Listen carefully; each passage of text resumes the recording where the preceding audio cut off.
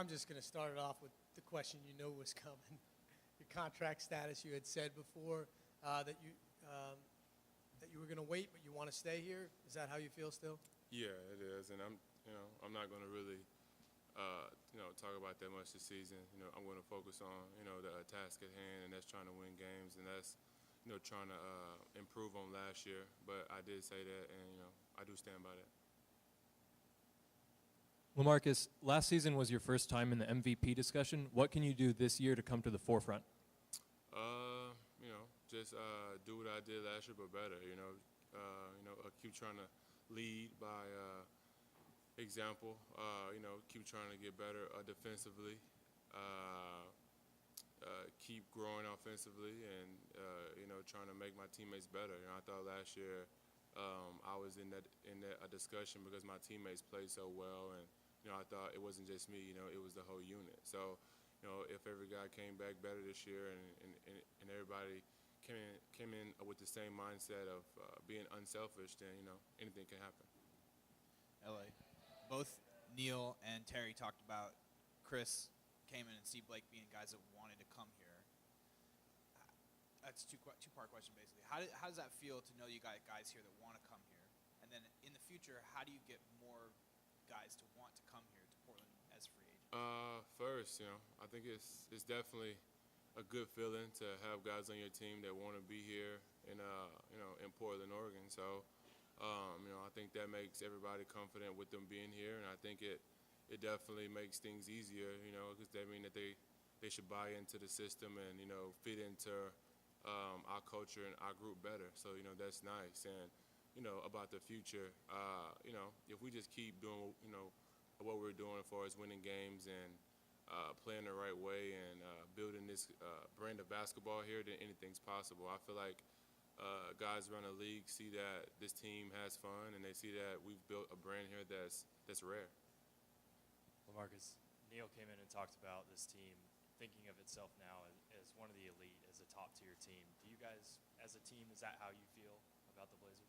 Yeah, I definitely feel like, we can be one of the top teams in the league, and I feel like it just starts tomorrow. I think, as I said it last year, I felt like training camp always shows me a lot about a team, and I feel like if guys come in with the same mindset this year as they had last year as far as trying to get better defensively, being very unselfish and, trying to play for the team first, I feel like, we can be, one of those top teams. I feel like if guys come in with different motives or different goals, then, that can change everything. I've heard words like confident, angry, hungry, motivated. What's one word you would use to describe this team heading into this season?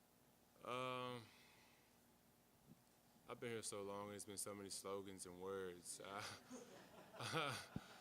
No offense, but I'm not really buying into, the words. Of course, it's needed to motivate us, but I'm not into that. I just want us to come in and just be locked in. I think somebody said all in. I would take that one because I feel like to play a brand of basketball that, we played last year, I think everybody has to be all in and be unselfish. So I think that if guys come in locked in and all in, in a training camp and, trying to get better every day, then, it's going to be good for us. But if guys come in, thinking about themselves, then, things can be different for us.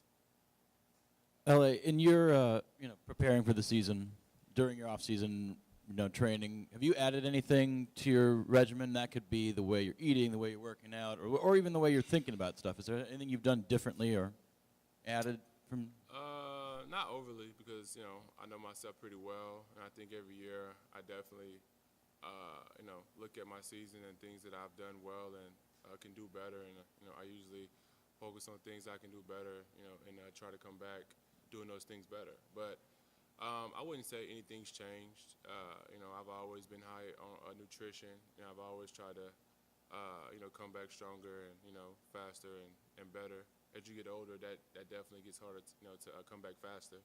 But I wouldn't say anything changed for me. I think it's just the whole process for me of winding down after the season, watching film, seeing things that I can do better, and just working on it. Marcus, I don't want to harp on the contract thing, so. But you are though. But no, it's a different kind of question.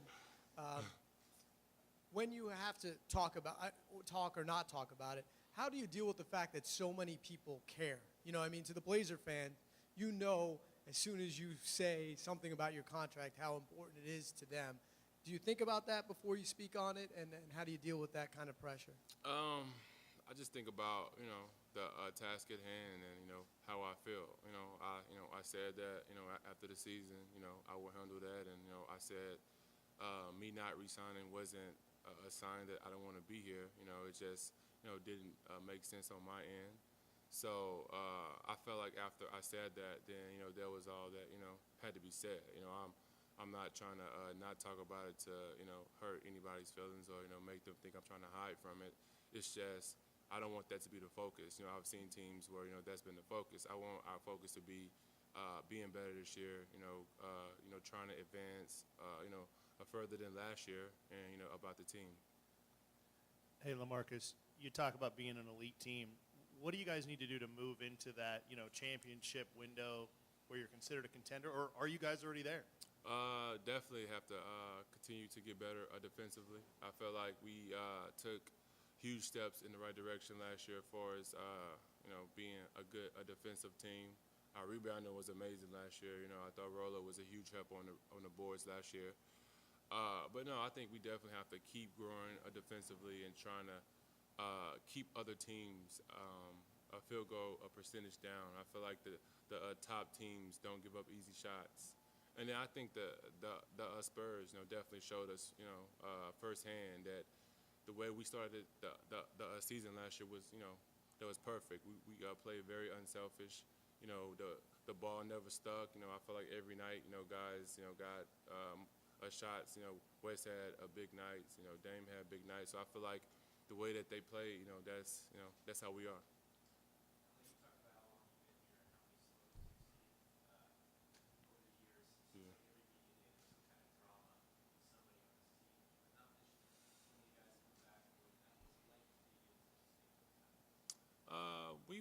We've been here before, you know, when the change, you know, Brandon and myself, you know, I feel like, you know, we had 2 or 3 years with no drama, but, you know, we definitely have had our share after that, but, you know, just feels good. I feel like guys can focus on the task at hand, you know, coming back and being better than last year. You know, guys can come in locked in and on, you know, training camp and, you know, seeing what each guy has to do. You know, I think, you know, guys being able to just focus on, you know, their game is, you know, been good for us. LA, aside from the basketball part of it, you guys have quite a collection of centers, kind of some quirky guys. Who's the oddest one in that group, you think? How many centers do we have? We have Rolo. Myers is a center? I thought he was a power forward. Yeah, there you go. They're definitely all different. I didn't know Kamen was such a jokester, you know, because I didn't know him to the level I do now. He's definitely always joking. They're both weird in their own way. Rolo is the weirdest. And Myers he's Myers. So I think they all bring different weird aspects to the team, and that's good for us. LA, you were on a 54-win team once before. How do you go from winning 54 games to how do you avoid sort of the fall off in the next season, or how do you improve? First of all, not being complacent. You know, I felt like every guy on the team came into the season with the chip on their shoulder because, you know, we were picked to finish last and everything, and, you know, nobody felt like, you know, this team was good enough to do anything. So I kind of like that hunger that, you know, everyone had. So we have to just find a way to, you know, reproduce that hunger, you know, within ourselves. You know, we can't let the outside world, you know, giving us all of these, you know, accolades or, you know, things like that, you know, not make us hungry anymore. I feel like if every guy comes into camp with that same, you know, hunger that we had last year, then anything's possible. Last 2 questions for LA, please. I know you say that you study yourself a lot in the off season. How much did you study the Spurs series looking back on that, or did you study that? Yeah, I study everything. I study both, and they definitely played me differently than Houston. Houston played me more one-on-one and dared me to make shots. I've had pretty good games, versus the Spurs, so he didn't doubt me.